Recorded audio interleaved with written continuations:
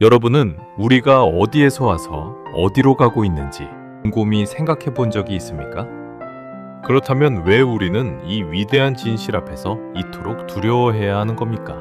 거대 제국들이 쥐고 있는 역사적 이권 때문입니까?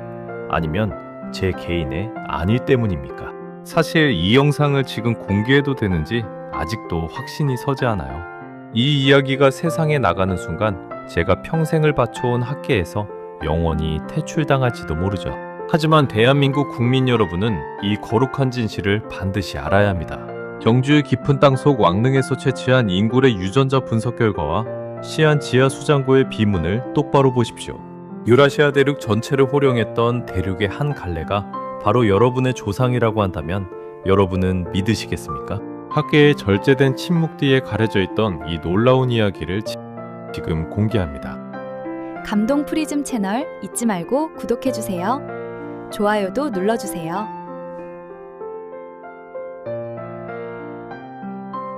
저는 영국의 한 대학에서 지질학과 고대 환경을 연구하는 토마스라고 합니다. 지금으로부터 15년 전 저는 자원조사를 위해 한반도 땅을 밟았어요. 솔직히 고백하자면 당시 저는 한국의 고대사가 중국의 그늘에 가려진 변방의 아류 문화일 것이라고 섣불리 짐작했었죠. 하지만 김해 대성동 고분군과 경주의 거대한 능들을 마주하고 땅속을 직접 파내면서 제 오만함은 완벽하게 무너져 내렸습니다. 그날 이후 저는 권영준 교수와 함께 대륙 곳곳을 누비며 흩어진 퍼즐 조각을 하나씩 맞춰왔고 오늘 시안의 지하에서 마침내 그 조각의 핵심을 두 눈으로 확인한 것이었습니다. 현재 전 세계는 갈등과 분열로 언제 깨질지 모르는 극도의 불확실성 시대를 마주하고 있어요. 저는 이 혼란스러운 현대의 위기 속에서 한국인들이 보여주는 단결력과 저력의 원천이 어디서 왔는지 알고 싶었어요. 강대국들의 거대한 압박 속에서도 끝까지 정체성을 지키며 가족과 터전을 위해 저항했던 사람들의 흔적이 만주벌판과 낙동강 물길에서 쏟아져 나오고 있죠.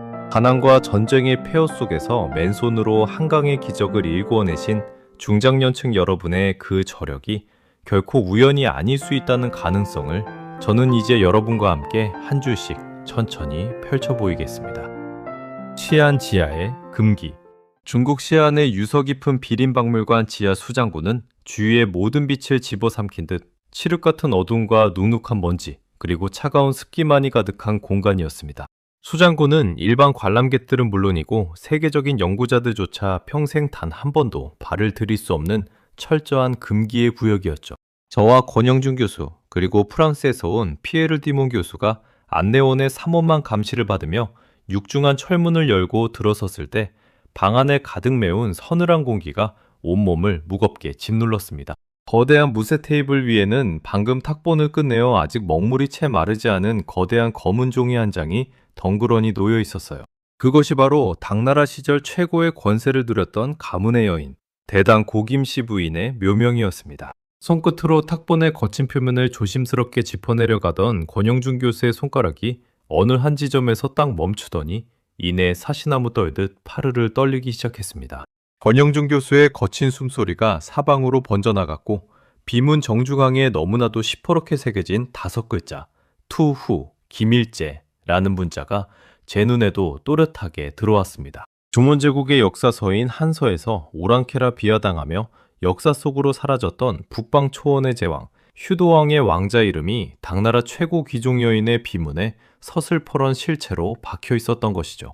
천년의 세월을 견디고 살아남은 글자들이 마침내 봉인을 깨트리고 비명을 지르는 듯한 착각마저 들었습니다. 그러자 곁에서 지켜보던 현지 책임자 장회의 소장이 안색을 바꾸며 다급하게 소리쳤습니다. 장회의 소장은 넓은 소매를 뻗어 탑본의 중심을 가로막으며 저희의 시선을 차단하려 했었죠. 장회의 소장이 다급한 목소리로 말했습니다. 멈추십시오, 권영준 교수님. 더 이상 비문을 읽어내려가선 안 됩니다. 이 비문은 단지 고대 가문의 자부심이 지나쳐 만들어낸 영웅주의적 과장이거나 당나라 황실이 신하에게 하사한 형식적이고 상징적인 문구일 뿐입니다. 이 지점에서 조사를 멈추는 것이 좋습니다. 더 이상의 깊은 연구는 양국 간의 학술적 신뢰를 단숨에 깨트리는 위험한 도발이 될 수 있습니다. 장회의 소장의 오만하고 위협적인 태도에 지하 수장고의 희미한 조명이 초조하게 흔들렸어요. 하지만 권영준 교수는 장외인 소장의 재질을 단호하게 뿌리치며 비무늬로 얼굴을 바짝 밀어넣었습니다. 권영준 교수의 눈빛은 마치 굶주린 호랑이처럼 매섭게 빛나고 있었고 입술을 깨물며 터져나온 목소리는 수장고 전체를 쩌렁쩌렁 울렸습니다. 한낱 과장이라고요? 장 소장님, 이 글자를 제발 똑바로 보십시오. 투후 김일재라는 5글자가 돌판의 정곡에 새겨져 있습니다. 이것이 과장이라면 바다 건너 대한민국 경주 땅에서 차갑게 쪼개진 채 발견되었던 신라 문무왕 능비 파편 속의 조상 기록은 대체 어떻게 설명할 겁니까? 시안의 돌판과 경주의 비석이 단 한 자의 오차도 없이 혈통의 사슬처럼 완벽하게 교차하고 있어요. 이것은 움직일 수 없는 역사의 자백이자 명백한 물증입니다. 권영준 교수가 가방 속에서 경주 문무왕 등비의 정밀 탁본 조각을 꺼내어 테이블 위에 올려놓자 장외인 소장은 안색이 창백해진 채 아무런 말도 잇지 못했습니다. 경주의 흙堆 속에 깨어져 누워있던 신라의 비문이 천수백 리 떨어진 대륙의 중심 시안의 지하에서 완벽한 쌍둥이로 부활한 것이었죠. 이 가파른 갈등의 순간에 곁에 서 있던 프랑스의 피에르 디몬 교수가 안경을 고쳤으며 나직하지만 묵직한 목소리로 대화에 개입했습니다. 장 소장, 학자로서의 양심을 지키셔야 합니다. 제가 평생 유라시아 초원 전역의 유목민 직제와 족보를 연구해왔지만 이 투우라는 직함은 초원의 황금 씨족이 아니면 절대로 쓸 수 없는 고유한 계보입니다. 바로 그 순간 저 역시 가슴속 깊이 품어왔던 비장의 무기를 꺼내들었습니다. 배낭 깊숙이 보관해왔던 자료 하나를 무쇠 테이블 위에 조심스럽게 내려놓았죠. 케임브리지에서 함께 연구하던 동료가 동유럽 고문서고에서 찾아낸 5세기 사료의 영인본이었습니다. 동고마 황실 사관이 훈족의 야영지에서 만난 동방 출신 책사의 입을 통해 황금을 다루는 가문의 유래와 해뜨는 동쪽 끝반도에 관한 이야기를 짧게 적어둔 기록이었죠. 그 기록 한 줄에는 황금을 뜻하는 글자가 새겨진 허리띠 장식에 관한 묘사가 남아 있었습니다. 시안의 돌판에 새겨진 투후라는 글자와 같은 뿌리를 가리키고 있는 듯한 묘사였습니다.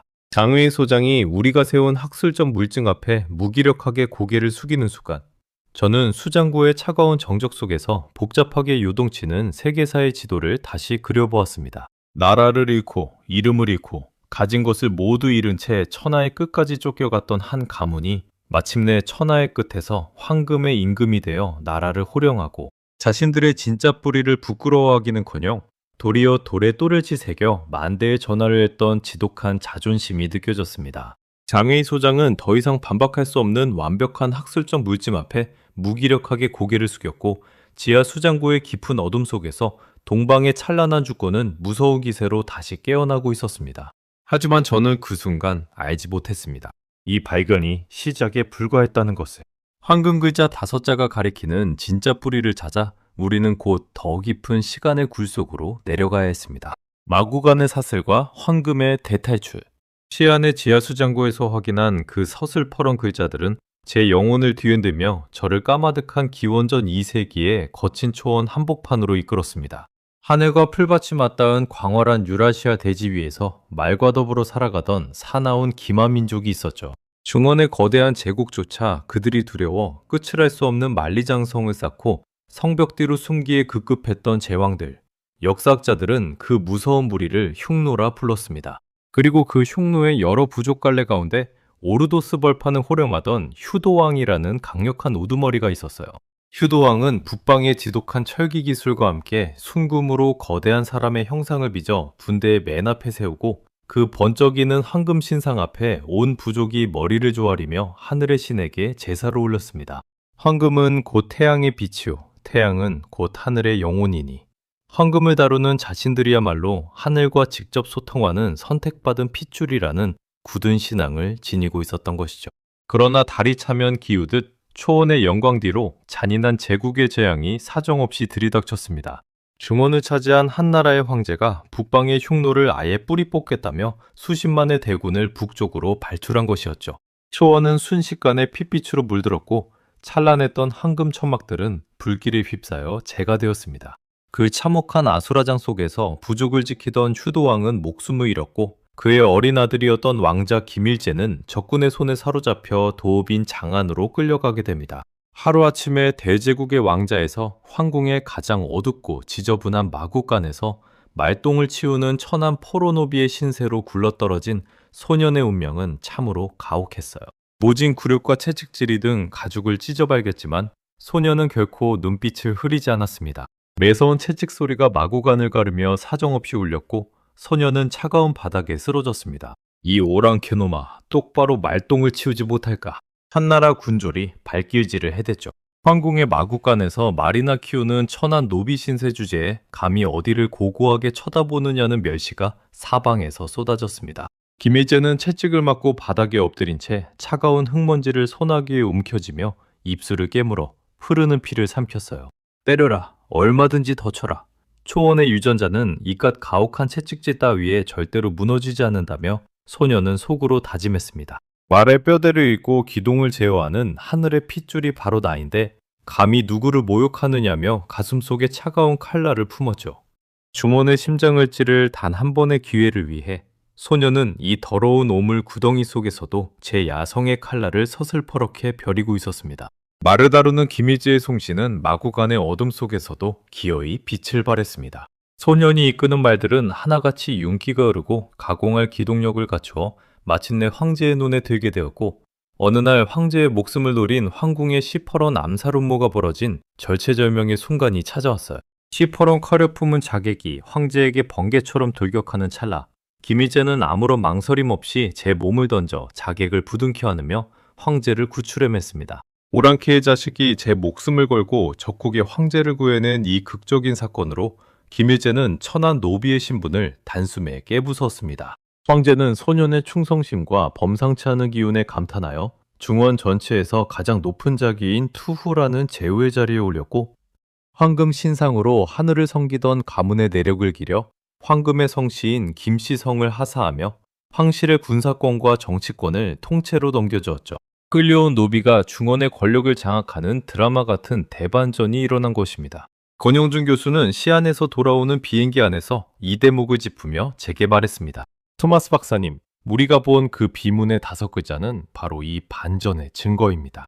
투후라는 자리는 아무에게나 주어지는 호칭이 아니었어요. 한나라 황실의 군권을 통째로 맡길 만큼 절대적인 신뢰가 있어야만 가능했던 자리였습니다. 투후, 김일제의 후손들은 대를 이어가며 가문을 크게 빛냈고 중원의 심장부에서 막강한 권세를 누렸습니다. 그러나 하늘 아래 영원한 권력은 없는 법이었죠. 서기 1세기 초 그들이 깊숙이 개입했던 왕망의 신나라가 성남 민중의 폭동과 정적들의 칼날 앞에 처참하게 무너져 내리자 황실의 지휘권을 쥐고 있던 김일제의 후손들은 하루아침에 제국 전체를 뒤흔든 가장 잔인한 역적으로 몰리게 되었습니다. 온 가문이 흔적도 없이 몰살당할 멸문의 위기가 코앞에 닥친 순간이었습니다. 살아남기 위해서는 정든 땅과 중원의 도읍을 등지고 다시 떠나는 수밖에 없었죠. 가문이 대대로 모아온 황금 유물과 대륙 최고의 철기무기 재련 기술을 마차에 나누어 실은 채 그들은 거대한 대탈출을 감행합니다. 자만의 번성했던 거리를 뒤로하고 한밤중에 피신 하듯 국경을 넘던 황금시족의 마차인열은 그야말로 죽음의 질주였습니다. 후한의 추격대들은 김일제 가문의 씨를 말리기 위해 시퍼런 칼날을 들고 사방에서 압박해왔어요. 먼지바람이 자욱한 황량한 황토고원을 지나며 늙은 장인들도 어린아이들도 갈증과 굶주림에 지쳐 길 위에서 차갑게 쓰러져 갔습니다. 술에 깊숙이 숨겨둔 숭금 황금판과 청동솥이 부딪히는 차가운 소리를 들으며 그들은 초원의 신앙을 되새겼죠. 가문이 대륙의 중심에서 겪었던 그 참혹한 배신과 영광의 기억은 유전자 속에 지워지지 않는 생존의 의지로 각인되었습니다. 쫓기던 황금시족은 마침내 광활한 대륙의 갈림길에서 두 갈래로 완전히 찢어지게 됩니다. 하나의 갈래는 서쪽의 끝없는 초원지대로 망명하여 서진을 거듭했어요. 그들이 훗날 유럽의 전선을 뒤흔들며 로마 제국과 충돌했던 훈족의 배후가 되었다는 이야기가 일부 학자들 사이에서 조심스럽게 제기되고 있습니다. 그리고 또 다른 강력한 가문의 줄기는 해 뜨는 동쪽의 끝, 요동반도의 험난한 고개를 넘어 천하의 경계선이라 불리던 반도의 관문으로 거침없이 들어섰습니다. 대륙의 끝자락 요동에 이르러 숨을 고르던 그들은 저 멀리 남쪽 끝에 자리 잡은 따뜻하고 기름진 영토, 이미 선사시대부터 철저한 질서가 세워져 있던 신성한 반도의 땅으로 마지막 도박을 던지며 진입하기 시작했습니다. 가진 것을 다 잃고도 제 뿌리 하나만은 끝까지 부여잡은 지독한 사람들이었죠. 권영준 교수는 비행기 창밖으로 펼쳐진 구름을 바라보며 나지기 바랬습니다. 토마스 박사님, 이제부터가 진짜 문제입니다.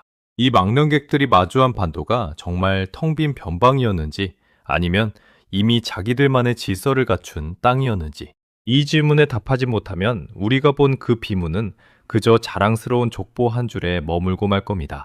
저는 권영준 교수의 그 말에 등골이 서늘해지는 것을 느꼈습니다. 이 사나운 재련 기술과 황금을 진 망령객들이 마주한 반도의 대지에는 과연 무엇이 기다리고 있었을까요? 우리는 그 답을 찾기 위해 곧장 한반도로 향하는 비행기표를 다시 끊었습니다.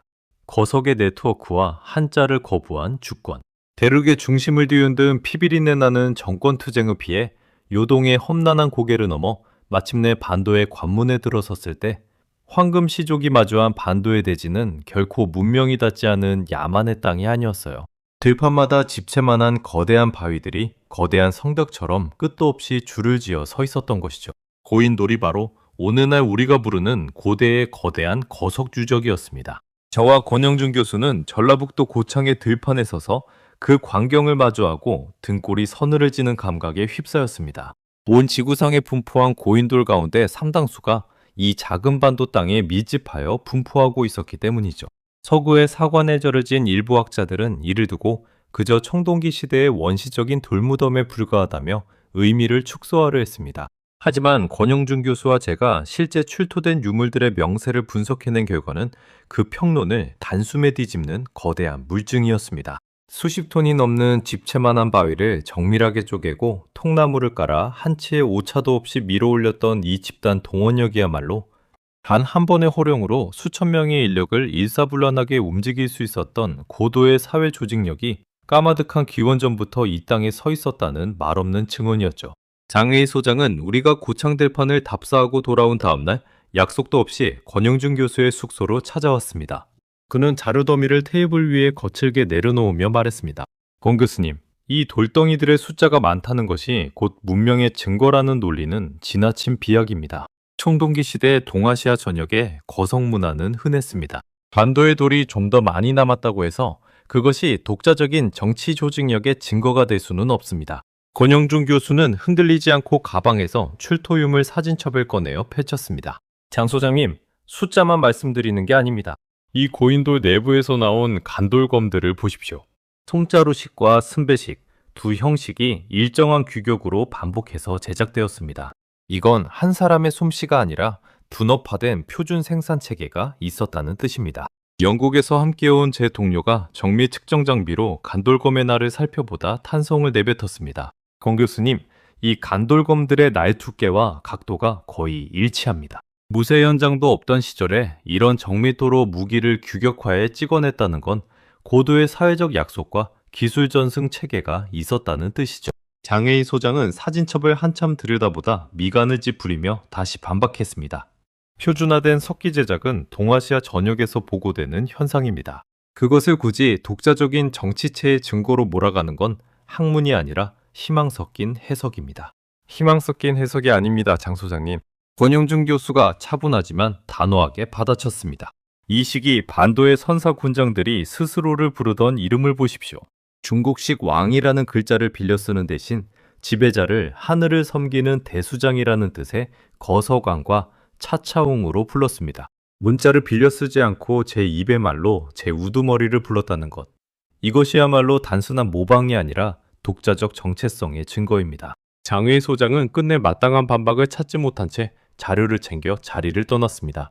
하지만 그가 남기고 간 한마디가 제 귓가에 오래도록 맴돌았습니다. 증거가 쌓인다고 해서 모두 진실이 되는 건 아닙니다, 권 교수님. 다음에 뵐 때는 더 분명한 물증을 가지고 오시죠.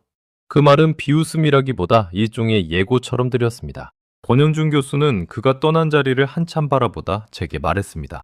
토마스 박사님, 장 소장의 말이 틀린 건 아닙니다. 우리에게는 더 분명한 물증이 필요해요. 머석의 네트워크가 보여주는 건 조직력입니다. 하지만 그 조직력이 어떤 정치 체제로 이어졌는지 우리는 아직 그 다음 페이지를 펼치지 못했습니다.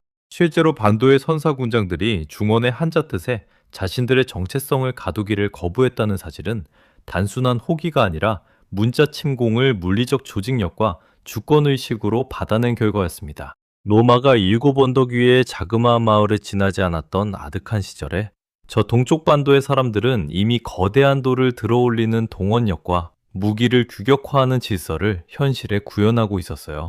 대륙에서 쫓겨내려온 황금시족 망명객들은 반도인들이 이미 완성해 놓은 이 거대한 돌의 네트워크를 바라보며 깊은 경외감에 휩싸였을 겁니다. 황금시족이 가진 철기 문명을 폭발시킬 최적의 토양이 이미 준비되어 있음을 직감했겠죠. 저는 권영준 교수의 말대로 우리가 아직 다음 페이지를 펼치지 못했다는 사실을 절감했습니다.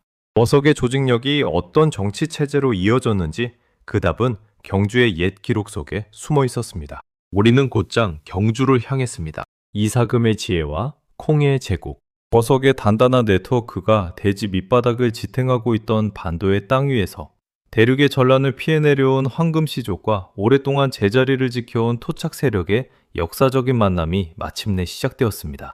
경주박물관의 자료실에서 권영준 교수는 삼국사기 신라본기의 옛 기록을 펼쳐놓고 제게 설명해 주었습니다. 토마스 박사님, 당시 서구 패권의 심장이었던 로마 제국에서는 황제의 자리를 차지하기 위해 친형제가 서로의 목을 베는 일이 예사였습니다. 중원에서도 황실의 외척과 환관들이 칼부림을 벌이는 정치가 매일같이 반복되었죠. 하지만 이 기록을 보십시오. 반도의 사람들은 그런 힘의 정치를 철저하게 경멸하고 있었습니다. 기록에 따르면 토착 부족장들은 사방의 연맹 부족장들이 의회에 모여 나이와 경험이 가장 풍부하고 도덕적 덕망이 높은 어른을 합의로 추대하여 임금으로 세웠고 이를 이사금이라 불렀습니다. 흔히 알려진 것처럼 떡을 깨물어 이빨 자국을 견주었다는 설화적인 표현 이면에는 부족 연맹 체제 속에서 가장 덕망 있는 어른을 가를 뽑던 정교한 선출직 자치제도의 실체가 숨어 있었던 것입니다. 서로 왕위를 사양하며 천하에서 가장 덕망 있는 어른을 제 손으로 가를 뽑는 공화정적 시스템이 기원전과 기원 후의 교체기에 이미 반도 남단에 구축되어 있었습니다. 자료실 안쪽에서 묵묵히 기록을 검토하던 또 다른 한국인 연구원이 끼어들었습니다. 교수님, 다만 이 이사금 체제를 지나치게 이상화하는 건 경계해야 합니다. 합의 추대라는 형식 이면에는 여전히 유력 가문들 간의 힘의 균형이 작동하고 있었을 가능성이 큽니다. 순수한 도덕 정치라기보다는 압도적인 무력이 부재한 시기에 현실적인 권력 분전 방식이었다고 보는 게 더 정확할 겁니다. 권영준 교수는 고개를 끄덕였습니다. 맞는 지적입니다. 다만 그 현실적인 권력 분점의 방식이 로마나 중원에서 흔히 보이던 유혈 찬탈의 방식과는 분명히 결이 달랐다는 점은 짚고 넘어가야겠죠. 방식의 차이가 곧 정체성의 차이를 보여주는 단서니까요. 황금시족은 이 반도의 자치 시스템 속으로 깊숙이 스며들었으며 자신들의 철기 기술을 신라의 뼈대와 결합하며 서서히 힘을 길러내고 있었습니다. 그런데 이 정치 질서의 배후에는 인간의 생존을 근본적으로 지탱해주던 또 하나의 독자적인 생명과학 기술이 굳건하게 버티고 있었습니다. 만주 성화강 유역과 한반도 남단의 흑토지대를 조사하던 중 저는 고대 동방인들이 지녔던 또 하나의 하이테크놀로지를 목격하고 깊은 인상을 받았습니다. 전 세계가 먹고 있는 콩의 주산지가 원래 바로 이 검고 기름진 만주의 흑토벌판이었기 때문입니다. 수천 년 전 이 땅의 주인들은 야생 콩을 길들여 일찍이 재배를 시작했고 척박한 겨울을 버티게 해주는 식물성 단백질의 보고를 찾아냈어요. 더 위대한 것은 그 콩을 단순히 먹는 데 그치지 않고 보존과 발효의 과학으로 순화시켰다는 점이었습니다. 냉장고도 없던 시절에 1년 내내 단백질을 썩지 않게 보관하고 시간이 지날수록 맛과 영양을 더하게 만드는 미생물 통제 기술, 즉 메주와 된장의 발효 과학이었습니다. 경주의 한 전통 장류 공방에서 권영준 교수가 메주 덩어리를 가리키며 제게 설명했습니다. 박사님, 이 투박한 갈색 덩어리가 바로 이 땅을 지켜온 발효의 향기입니다. 삶은 콩을 빚어 띄운 메주가 소금물 속에서 시간을 견디며 된장이라는 결과물을 만들어내죠. 눈에 보이지 않는 미생물을 통제하고 시간을 이용해 음식의 본질을 바꾸는 기술이야말로 고대의 진정한 생명과학입니다. 펄펄 끓는 된장 국물을 한 숟가락 떠서 입에 넣는 순간 입안 가득 구수한 감칠맛이 퍼지며 묘한 감회가 일었습니다. 고구려인들이 장을 빚고 발효시키는데 천부적인 재능이 있었다고 중국의 옛 사서들조차 기록했을 정도로 그들은 싸움만 잘하는 전사가 아니라 생명의 원리를 따를 줄 아는 사람들이었습니다. 권영준 교수는 자료실을 나서며 제게 말했습니다. 토마스 박사님, 도덕적 합의 정치와 발효라는 생명과 이 두 가지가 어떻게 결합해서 다음 시대를 준비했는지가 중요합니다. 평화로운 합의 정치가 영원할 수는 없었어요. 곧 반도의 정세가 요동치기 시작하니까요. 저는 그 말의 무게를 그때는 다 헤아리지 못했습니다.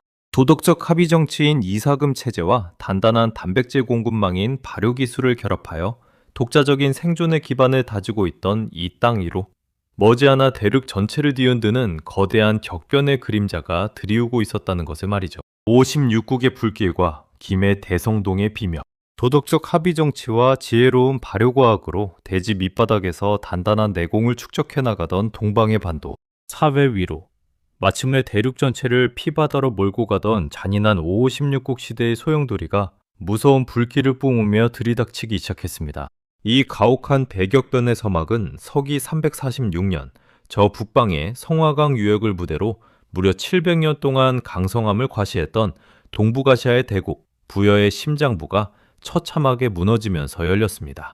중국 북부를 장악하고 중원으로 진출하려던 선비족의 모용씨가 세운 전현 원조가 철갑기병을 발출하여 부여를 기습 공격한 것이었죠. 화려한 황금장신구와 세련된 문화를 자랑하던 부여의 도읍은 순식간에 불바다로 변했고 사서의 기록에 따르면 수만 명에 달하는 왕족과 백성들이 포로로 결박당해 끌려가는 참혹한 비극이 벌어졌습니다. 권영준 교수는 김해로 향하는 차 안에서 그날의 정황을 제게 들려주었습니다. 토마스 박사님, 전현의 군대가 부여도성을 함락시킨 그날 밤을 상상해보세요. 화려한 황금장신구로 치장했던 귀족들이 불타는 궁전 사이를 맨발로 도망치고 평생 농사만 짓던 백성들이 포승줄에 묶여 끌려갑니다. 사서는 그저 숫자로만 기록했지만 그 숫자 하나하나가 실은 가족을 잃고 고향을 잃은 사람들의 비명이었을 겁니다. 그러나 전현의 잔인한 지배를 거부한 부여의 또 다른 지배층과 최고의 제철 기술을 지닌 유민 장인들은 무너지지 않았어요. 부여의 유민들은 자신들의 철기제련 기술과 거대한 청동솥을 마차에 나누어 싣고 추격대의 칼날을 피해 해 뜨는 남쪽 끝으로 생존을 위한 대탈출을 감행했습니다. 대장간의 가마를 깨부수고 거푸집을 품에 안은 채 밤새 산을 넘었던 그들의 발걸음은 살아남기 위해 모든 것을 등져야 했던 사람들의 마지막 선택이었습니다. 이 처절한 망명객들의 발걸음이 최종적으로 도달하여 안착한 종착지가 바로 발밑에서 고순도 철광석이 솟구치던 반도 남단의 김해 벌판이었습니다. 그런데 이 아득한 고대의 대이동이 남긴 영토의 흔적이 천수백 년의 세월을 뛰어넘어 마침내 그 실체를 폭로하는 사건이 터졌죠. 때는 2012년 6월이었습니다. 경상남도 김해시 대성동의 평범한 경작지 벌판에서 베일에 쌓여있던 가야사의 비밀을 풀 수 있는 초대형 목광묘 2기가 기적처럼 발굴된 것입니다. 고고학계는 이 두 개의 무덤을 각각 88호분과 91호분으로 명명했습니다. 저와 권영준 교수가 흙 묻은 안경을 고쳤으며 무덤 내부를 들여다보았습니다. 발굴 현장에는 이미 장웨이 소장이 중국 측 자문위원 자격으로 도착해 있었습니다. 그는 무덤 내부를 빽빽하게 채운 강돌더미를 바라보며 먼저 입을 열었습니다. 권 교수님, 이 적성목광묘 양식은 선비족과 흉노계통 북방민족의 전형적인 무덤 양식입니다. 트럭 수백 대 분량의 강도를 쌓아 올린 이 방식은 결국 대륙 북방 문화가 변방으로 흘러들어간 흔적에 불과하지 않겠습니까? 권영준 교수가 흘러내리는 땀을 닦으며 차분하게 받아쳤습니다. 장 소장님, 양식의 기원이 북방에 있다는 점은 저도 부정하지 않습니다. 다만 그 양식을 누가, 왜 이 김해 땅까지 가지고 내려왔는지가 핵심입니다. 사서의 기록을 보십시오. 서기 346년 전현의 침공으로 부여가 무너질 때 대륙의 역사에서 흩어진 부여인들의 행방이 명확하게 밝혀진 적이 없습니다. 이 무덤이 바로 그 빈자리에 대한 첫 단서일 수 있습니다. 장웨이 소장은 쉽게 물러서지 않았습니다. 단서와 결론은 다릅니다. 권 교수님. 무덤 양식 하나로 특정 유민 집단의 이동 경로를 단정하는 것은 성급합니다. 같은 시기 한반도 남부의 북방계 분물이 유입된 경로는 여러 갈래일 수 있습니다. 발굴인부 한 명이 흙더미 속에서 무언가를 발견하고 다급하게 권영준 교수를 불렀습니다. 모두의 시선이 그쪽으로 쏠렸습니다. 흙을 조심스럽게 걷어내자 거대한 젓갈색 돌무더기의 윤곽이 더 선명하게 드러났습니다. 단순한 흙무덤이 아니라 누군가 의도적으로 쌓아 올린 거대한 구조물이라는 것이 한눈에도 명확했습니다. 저는 그 순간 묘한 흥분과 두려움이 동시에 밀려오는 것을 느꼈습니다. 2012년 6월의 김해 대성동 발굴 현장은 단순히 흙더미를 파내는 자리가 아니었습니다. 대륙의 거대한 패권 경쟁 속에서 정든 고향을 잃고 쫓겨내려오면서도 끝끝내 자신들이 가졌던 금속 재련 기술과 하늘 신앙을 포기하지 않았던 선조들의 생존 투쟁의 흔적의 가능성을 품은 자리였습니다. 권영준 교수는 장애인 소장이 떠난 자리에서 제게 나지기 말했습니다. 토마스 박사님, 장 소장의 말도 일리가 있습니다. 무덤 양식만으로는 부족해요. 우리에게 필요한 건 더 결정적인 물증입니다. 91호분 내부를 더 파봐야겠어요. 만약 제 짐작이 맞다면 이 흙더미 아래에는 단순한 토기 조각이 아니라 한 시대 전체를 뒤흔들 증거가 묻혀 있을 겁니다. 저는 그 말에 고개를 끄덕이며 이 발굴이 단순한 학술 작업이 아니라 천수백 년 전 흩어진 한 무리의 마지막 행방을 찾는 일이 되리라는 예감이 들었습니다. 해가 저물고 발굴 현장에 어둠이 내려앉을 때까지 저는 그 거대한 돌무더기 앞을 떠나지 못했습니다.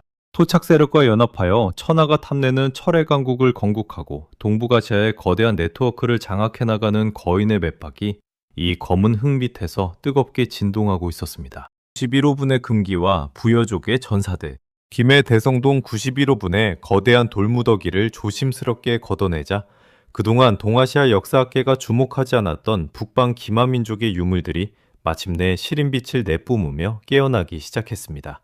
무덤의 깊은 밑바닥에서 출토된 유물들은 한반도 농경사회의 일반적인 부장품과는 결이 다른 초정밀 기마 유목민족의 결전 병기들이었죠. 저는 흙 묻은 유물들을 하나씩 수습하여 정밀 진열장 위에 올려놓으며 연신 감탄을 내뱉었습니다.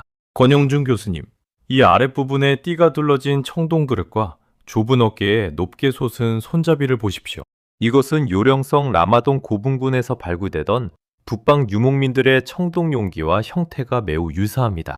게다가 이 동방종 모양의 금동방울과 말을 제어하던 철제 제갈은 기마민족의 숨결이 아니고서는 쉽게 설명되지 않는 유물입니다. 실제로 무덤 속에서 쏟아져 나온 말장식들의 위용은 참으로 눈부셨습니다.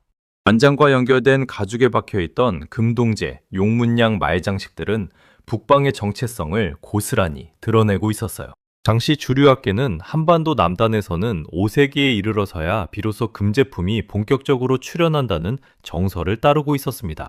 하지만 4세기 중반에 축조된 대성동 91호분에서 이토록 정교한 금동제 마구들이 무더기로 쏟아져 나오자 기존의 시기 구분은 다시 검토되어야 할 처지에 놓였습니다. 발굴팀의 한 연구원이 작은 진흙덩어리 하나를 조심스럽게 들어보였습니다. 자세히 보니 진흙이 아니라 형체를 알아보기 힘들 정도로 부식된 철제 유물이었습니다. 권영준 교수가 그것을 받아들고 한참을 들여다보더니 낮은 탄식을 내뱉었습니다. 이건 제갈입니다. 그것도 상당히 정교하게 만들어진 제갈이에요. 이 정도 정밀도라면 단순한 의뢰용이 아니라 실전에서 쓰던 물건일 가능성이 큽니다. 장혜희 소장은 이 금동마구들을 바라보며 또 한 번 신중하게 반박을 시도했습니다.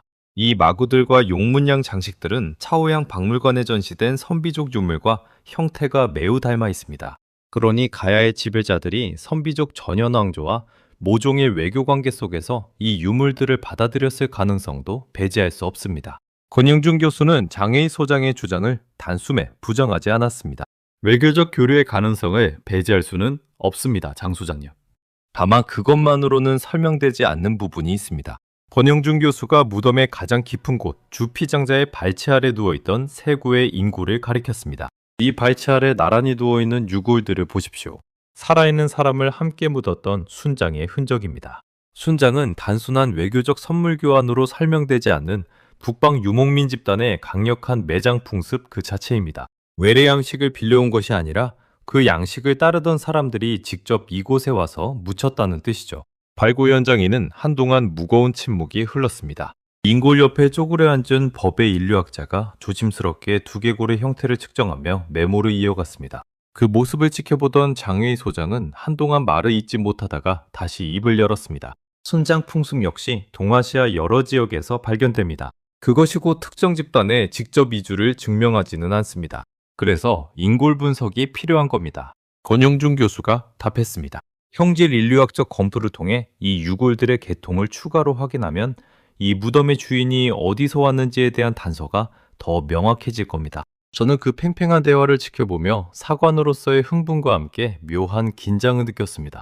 로마의 군단병들이 변방의 식민지에서 무딘 칼 한 자루를 아끼느라 전전긍긍할 때 저 동쪽 반도의 남단 가야인들은 발밑에서 솟구치는 순도 높은 철을 국제화폐인 덩이새로 찍어내며 군사체제를 다져나가고 있었습니다. 대륙의 전란을 뚫고 내려온 북방의 기술 유전자가 반도의 철 공급망과 만나는 접점에 우리는 서 있었습니다. 장회의 소장이 떠난 뒤 권영준 교수가 제게 나직이 말했습니다. 토마스 박사님, 91호분이 부여 유민의 흔적이라면 그 이웃에 나란히 묻힌 88호분에는 또 다른 이야기가 숨어 있을 겁니다. 북방의 무렵만으로는 가야의 전체 그림을 설명할 수 없어요. 이 김의 벌판이 대륙만이 아니라 바다 건너와도 연결되어 있었다는 증거가 분명히 있을 겁니다. 저는 그 말을 듣고 바로 옆에 88호분으로 시선을 옮겼습니다. 발굴팀이 이미 그 무덤의 외곽 흙을 걷어내기 시작하고 있었고 흙더미 사이로 작은 청동 조각 하나가 햇빛에 희미하게 반짝이는 것이 눈에 들어왔습니다. 아직 본격적으로 파헤쳐지지 않은 그 무덤 속에 우리가 미처 예상하지 못한 또 다른 충격이 기다리고 있었습니다. 88호분의 파형 동기, 바다를 건넌 교역의 증거, 91호분이 대륙과 이어진 북방의 흔적을 보여주었다면 바로 옆에 나란히 누워있던 대성동 88호분은 전혀 다른 방향, 바다 건너 일본 열도와의 관계를 말해주는 유물들을 품고 있었습니다. 무덤의 가장 깊은 곳에서 출토된 유물들 가운데 유난히 시선을 사로잡은 것은 바람개비 모양의 청동 장식, 파형 동기였습니다. 고대 일본 오키나와 남쪽 바다에서만 자라는 희귀한 조기의 모양을 본떠 만든 이 장식은 고대 일본 열도에서 지배층의 위세를 드러내는 상징물로 알려져 있었습니다. 이 무덤 한 곳에서만 무려 12점의 파형 동기가 한꺼번에 쏟아져 나왔습니다. 한반도 전역을 통틀어 대성동 고분군 바깥에서는 단 한 점도 발견된 적이 없는 유물이었죠. 발굴팀이 흙 속에서 청동 조각을 하나씩 들어올릴 때마다 현장에 모인 한국과 일본의 학자들 사이에서는 낮은 탄성이 새어나왔습니다. 그리고 그 탄성은 곧 이 유물의 의미를 둘러싼 격렬한 논쟁으로 번졌습니다. 일본에서 건너온 한 고고학자가 먼저 입을 열었습니다. 이 정도 수령의 파형 동기가 한 무덤에서 일괄 출토된 사례는 일본 본토에서도 흔치 않습니다.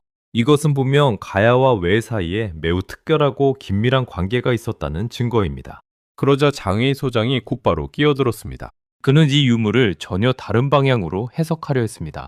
흥미로운 지적입니다. 다만 저는 이것을 정반대로 해석해야 한다고 봅니다.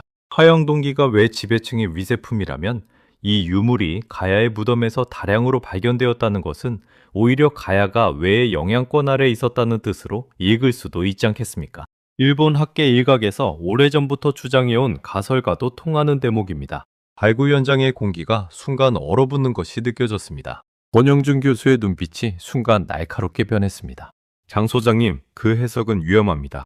임나일본부식의 낡은 도식을 다시 꺼내려 하시는 겁니까? 파형 동기가 가야 무덤에서 다량으로 나왔다고 해서 그것이 곧 정치적 복속의 증거가 되는 것은 결코 아닙니다. 권영준 교수는 발굴 보고서를 펼치며 차분하게 말을 이었습니다. 오히려 보십시오. 같은 88호분과 91호분에서 중국 중원계의 허리띠 장식과 북방 선비족 계통의 청동 그릇이 함께 출토되었습니다. 71호분에서는 로마 유리그릇 파편까지 나왔어요. 이건 한 방향의 종속 관계가 아니라 김해라는 이 항구가 중국, 북방, 일본 열도를 모두 잇는 동북아시아 교역의 핵심 거점이었다는 뜻입니다. 가야는 누군가에게 종속된 변방이 아니라 사방에 물자와 권력이 모여드는 교차로였던 겁니다. 영국에서 온 제 동료가 지질학적 자료와 항해 기록을 분석하며 거들었습니다. 권 교수님 말씀이 맞습니다. 김해 봉황동 유적에서 발굴된 가야시대 선박 파편을 복원해보면 연안에서 고기나 잡던 작은 배가 아니라 원양 항해가 가능한 함선이었습니다. 그 정도 배를 운용할 수 있었던 세력이라면 일방적으로 끌려다니는 처지였다고 보기는 어렵습니다. 장의의 소장은 한동안 침묵하다가 발굴 보고서의 다른 페이지를 곁눈질하며 결국 한 발 물러서며 말했습니다. 교역의 거점이었다는 해석에는 저도 동의합니다. 다만 그 교역 관계 안에서 누가 더 우위에 있었는지는 여전히 더 따져봐야 할 문제입니다. 우위를 따지기 전에 먼저 인정해야 할 사실이 있습니다. 권영준 교수가 단호하게 말을 맺었습니다. 가야는 누구의 변방도 누구의 하청기지도 아니었습니다.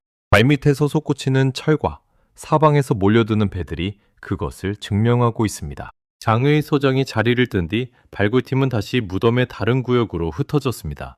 저는 잠시 자리에 남아 흙더미 위에 놓인 파형 동기 12점을 가만히 내려다보았습니다. 바람개비 모양의 작은 청동 조각들이 햇빛 아래 나란히 놓여있는 그 모습은 누군가의 자존심을 건 외교적 선물이었을 수도, 혹은 끊임없이 오갔던 교역선의 흔적이었을 수도 있었습니다. 어느 쪽이든 분명한 것은 이 좁은 땅이 결코 변방이 아니었다는 사실이었습니다. 전쟁의 참혹한 폐허 속에서 오직 맨손으로 영일만의 용광로를 끓여올리고 세계적인 조선업을 일구어내신 우리 중장년층 어르신들의 저력이 문득 떠오르는 순간이었습니다. 가야의 철의 군주들은 대륙과 바다 사이에서 어느 한쪽에 종속되지 않고 양쪽 모두와 거래하며 자신들만의 독자적인 위치를 만들어낸 것이었습니다. 저는 그날 밤 숙소로 돌아와 비망록에 이렇게 적었습니다. 가만자가 되는 길은 누군가에게 복속되지 않는 것이 아니라 누구와도 대등하게 거래할 수 있는 힘을 갖추는 것이라고. 마립간의 철혈혁명과 유라시아의 평행선, 김해 대성동 88호분이 보여준 가야의 해양교역망과 91호분이 드러낸 대륙과의 연결고리가 마침내 경주벌판에 자리 잡은 황금시족의 권위와 하나로 유기적으로 결합하는 대전환의 기점이 도래했습니다. 서기 356년 반도의 남쪽 하늘 위로 마침내 역사적 전환의 순간이 다가온 것이었죠. 당시 사방은 백제와 고구려 그리고 외의 칼바람이 불어오는 절체절명의 안보 위기였고 국가의 존망이 흔들리던 잔인한 불확실성의 시대였습니다. 이러한 형세 속에서 부종견맹의 우두머리들이 왕위를 사양하며 안일한 평화를 논하던 이사금의 자치정치는 더 이상 나라와 백성을 지켜낼 수 있는 그릇이 되지 못했습니다. 위기의 시대는 오직 단 한 번의 호령으로 군대를 일사불란하게 기동시킬 수 있는 절대적인 지휘권을 요구하고 있었던 것이죠. 권영준 교수가 경주의 한 학술 세미나장에서 이 대목을 발표하던 날, 저는 청중석에서 그 발표를 지켜보고 있었습니다. 세미나장은 작은 규모였지만 분위기는 진지했습니다. 권영준 교수는 슬라이드 위에 신라 왕궤도를 띄워놓고 차분하게 말을 이어갔습니다. 황금 시족의 핏줄을 이어받은 뇌물은 신라대전의 회의장 한복판에서 마침내 제국의 문을 열기 위한 철혈혁명을 단행하게 됩니다. 그가 스스로를 부르는 새로운 이름을 천하에 내세웠으니 그것이 바로 마립간이었습니다. 세미나장의 한 청중이 손을 들어 질문했습니다. 교수님, 마립간이라는 호칭이 단순히 왕권 강화의 상징이라는 점은 동의합니다만 그것을 황금시족 단일 혈통의 결과로만 설명하는 건 지나친 반순화 아닐까요? 토척 세력과의 연합, 군사적 필요성 등 복합적인 요인이 함께 작용했을 텐데요. 권영준 교수는 고개를 끄덕이며 답했습니다. 맞는 지적입니다. 마립간 체제의 성립은 단일한 원인이 아니라 여러 요인이 겹쳐진 결과입니다. 다만 그 권력의 정점에 황금시족이 자리 잡을 수 있었던 배경에는 그들이 가져온 철기 기술과 하늘 신앙이 토착 사회의 조직력과 결합하며 만들어낸 정당성이 있었다는 것이 제 견해입니다. 마립간이 다스리던 제국의 위엄은 머리에 쓰는 사슴뿔 모양 숭근 금관을 통해 완성되었습니다. 북방 시베리아 샤머니즘의 우주관을 본떠 신성한 자작나무 가지와 사슴뿔 형상으로 디자인된 이 신라의 금관은 중국식 용을 머리에 얹는 대신 초원의 숲과 사슴을 황금으로 빚어 쓴 것이었습니다. 이것이야말로 우리는 중국과 다르며 하늘과 직접 소통하는 북방의 후예라는 주권의 선언이었습니다. 세미나가 끝난 뒤 권영준 교수와 저는 경주 항남대총에서 추출한 고대 신라 왕족 인골의 유전자 분석 결과지를 마주했습니다. 형광등 불빛 아래 펼쳐진 자료지를 함께 들여다보며 권영준 교수가 손가락으로 한 줄을 짚었습니다. 이 부목의 유전자 마커를 보십시오. 북방 기마민족과 관련된 계통에서 공통으로 발견되는 유형과 일치하는 지점이 있습니다. 저는 그 숫자들을 한참 들여다보며 천수백 년 전 한 가문의 핏줄이 이렇게 과학의 언어로 다시 모습을 드러낸다는 사실에 묘한 전율을 느꼈습니다. 이 결과를 두고 학계에서는 여전히 신중한 해석이 필요하다는 의견이 다수였지만 적어도 신라 왕족의 뿌리가 단순히 반도 토착 세력에서만 비롯된 것은 아니라는 가능성만큼은 부정하기 어려운 상황이었습니다. 경주 괴릉을 지키는 부리부리한 눈과 높게 솟은 콧대를 한 서역인 무사상이 증명하듯 신라는 출신을 따지지 않고 능력이 있다면 기꺼이 왕의 최측근으로 삼았던 개방적인 사회였습니다. 저는 권영준 교수와 함께 이 모든 자료를 정리하며 한 가지 사실을 분명히 깨달았습니다.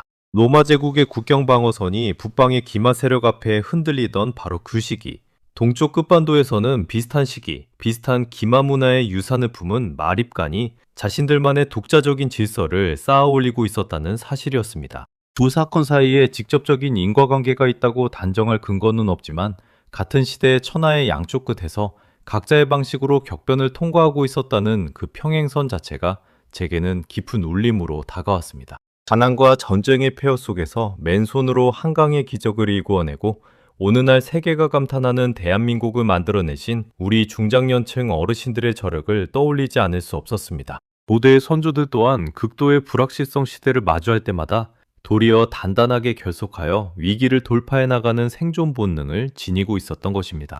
땅 속에 묻혀있던 강철 마갑의 무게와 순근관의 빛이야말로 대한민국이 가져야 할 단단한 역사적 자긍심의 실체임을 보여주고 있는 것입니다.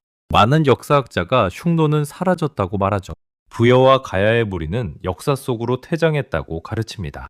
하지만 우리가 이번 여정에서 확인한 것은 그들이 완전히 사라진 것이 아니라 이 한반도라는 땅 위에서 새로운 모습으로 이어졌을 가능성이라는 것이었습니다. 2000년 전에는 말발굽과 강철로 초원을 누볐다면 지금은 전 세계의 바다를 누비는 선박과 최첨단 기술이 그 자리를 대신하고 있어요. 방식만 바뀌었을 뿐 세상을 향해 뻗어나간다는 그 본질은 신기하게도 닮아 있습니다. 전쟁의 폐허 속에서 맨손으로 나라를 일으키고 오늘날의 대한민국을 만들어낸 중장년층 여러분의 그 저력은 어쩌면 결코 하늘에서 갑자기 떨어진 것이 아닐지도 모릅니다. 광활한 초원을 질주하며 목표를 향해 나아가던 기마민족의 기질과 낙동강에 샘물을 쥐고 세상과 거래하던 철의 유전자가 여러분의 혈관 어딘가에 흐르고 있을지도 모르는 일이니까요. 우리는 약소국이라서 어쩔 수 없다는 패배감에 젖어 살 이유가 전혀 없습니다. 땅 속의 뼈와 돌이 들려준 이야기와 오늘날의 제철소와 반도체가 보여주는 현재가 같은 방향을 가리키고 있다면 말입니다.